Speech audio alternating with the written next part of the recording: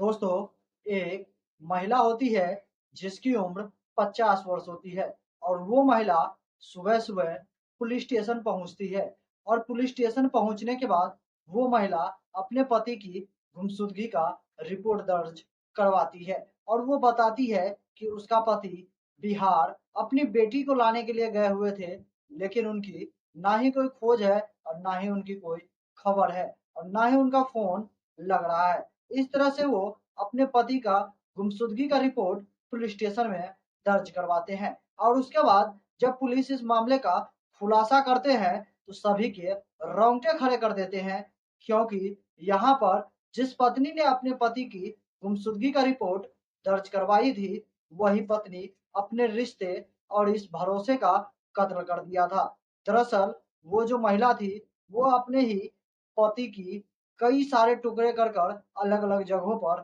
फेंक दिया था और झूठी एफआईआर दर्ज करवाने के लिए पुलिस स्टेशन पहुंच गई थी। आखिर ये पूरी कहानी है क्या? आज के इस वीडियो में विस्तार से जानेंगे।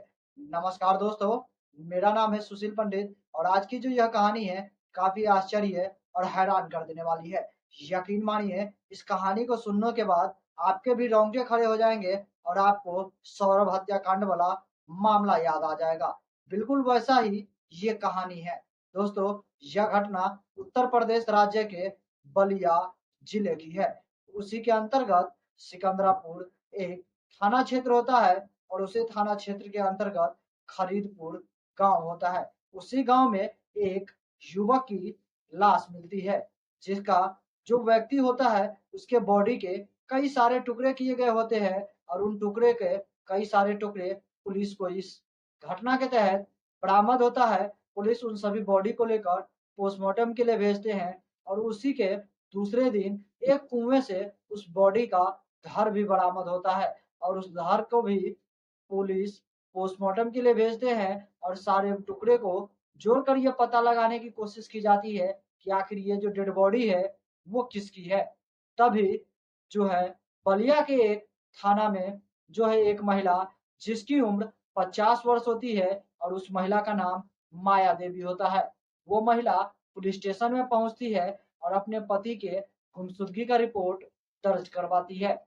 वो बताती है कि उसका नाम माया देवी है और उसके पति का नाम देवेंद्र कुमार है, जो कि बिहार अपने बेटी को लाने के लिए गए हुए थे, लेकिन ना तो उसकी कोई खोज है और ना ही उसकी कोई खबर है और ना ही उसकी कोई जानकारी है। जब उसे फ़ोन कॉल लगाते हैं, तो उनका मोबाइल फ़ोन भी स्विच ऑफ आ रहा है। पुलिस इस मामले के तहत उसका एफआईआर दर्ज कर लेते हैं और इस घटना के बारे में अगल-बगल के लोगों से पता करते हैं और जहाँ से वो लोग बिहार गए हुए थे, उस घटना के बारे में भी पता कर रहे हैं।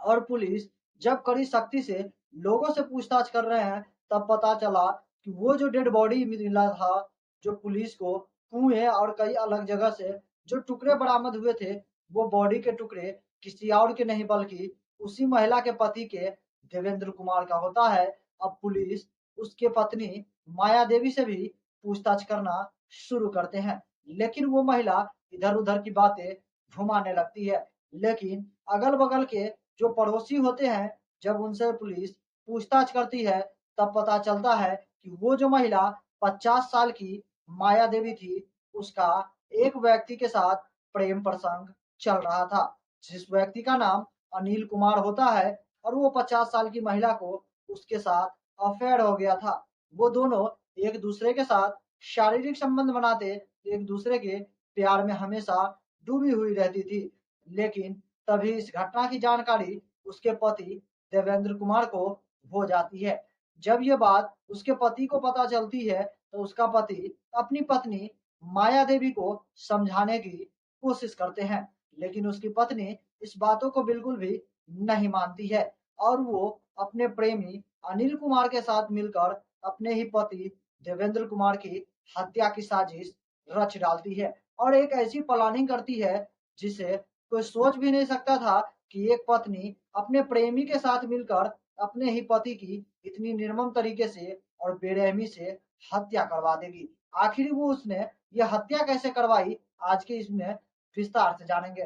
दरअसल जब उसका जो महिला थी, उसका पति देवेंद्र कुमार अपने बेटी को लाने के लिए बिहार जा रहे होते हैं। उसी दौरान माया देवी इस घटना की जानकारी अपने प्रेमी को देती है और वो बताती है कि उसका पति बिहार जा रहा है। और उसका जो प्रेमी अनिल कुमार होता है वो अपने दो दोस्तों को साथ में मिला लेता है और उसके पति देवेंद्र कुमार को एक सुनसान जगह पर घेर लेता है और उसके बाद उसकी बहुत ही बेरहमी से हत्या कर देते हैं। और हत्या करने के बाद उसके बॉडी के जो है कई टुकड़े उसकी पत्नी खुद अपनी हाथों से करती है और उसके बाद उसके बॉडी के कई टुकड़े को अलग-अलग जगह पर फेंक देते हैं और उसका जो धड़ होता है उसे एक कुएं में गिरा देते हैं और वो लोग चुपचाप शांति से रहने लगते हैं। और लगभग कई दिन बीत जाते हैं, तब अचानक से 10 मई 2025 को वही महिला अपने पति की झूठी गुमशुदगी का एफआईआर दर्ज करवाने के लिए पुलिस स्टेशन पहुंची थी। और जब इस मामले में पुलिस को उस महिला के बारे में जब सब कुछ पता चलता है, तो पुलिस फौरन ही उस महिला 50 साल की माया देवी को गिरफ्तार करते हैं और उनसे जब कड़ी सख्ती से पूछताछ की जाती है, तब जो वो महिला बताती है, उससे पुलिस के पैरों तले से भी जमीन खिसक जाती है। दरअसल वो जो महिला थी, जिसका नाम माया देवी होता है, उस महिला की उम्र 50 वर्ष थी और उस महिला की 2 बेटियां होती है, जिनमें से एक की शादी हो चुकी थी और दूसरी बेटी घर पे रह रही थी। लेकिन वो महिला अपने प्रेमी के प्यार में इस कदर पागल हो चुकी थी कि वो अपने पति की ही हत्या करवा दी। और इस सारी कहानी को जैसे ही पुलिस के सामने वो महिला सुनाती है, पुलिस फौरन ही उसे गिरफ्तार कर जेल भेज देते हैं और उसके प्रेमी अनिल कुमार को भी और उसके जो 2 दोस्त थे, उसे भी एनकाउंटर करने के बाद उन दोनों को भी गिरफ्तार कर लिया जाता है और उसे भी जेल में भेज दिया जाता है। लेकिन आश्चर्य और हैरानी की बात है कि आजकल इस घोर कलयुग में इतना रिश्ता खराब हो चुका है कि एक पति-पत्नी के ऊपर भी भरोसा नहीं रह गया। कब किसी पत्नी अपने पति की हत्या करवा देती है, तो कहीं पति अपनी पत्नी की जान ले लेती है। बाकी दोस्तों, इस तरह की घटना और इस तरह की कहानी आए दिन हमारे समाज में होते रहती है, जो सभी को हैरान कर कर रख देती है।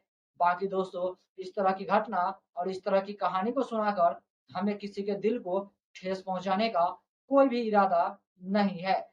बस आप लोगों को इस घटना के बारे में जानकारी देना था और अवगत करवाना है। अगर आपका भी कोई प्रॉब्लम है, तो आप दोनों एक-दूसरे के साथ बातचीत करके इस समस्या का सॉल्यूशन निकालें, ना कि किसी के लिए अपने पति या अपनी पत्नी की जान ले लें। ये जो है कि एक कानूनन अपराध है। बाकी दोस्तों, इस वीडियो से मैं विदा लूँगा और फिर मैं मिलूँगा आपसे अगला एक नई एपिसोड में, एक नई कहानी के साथ।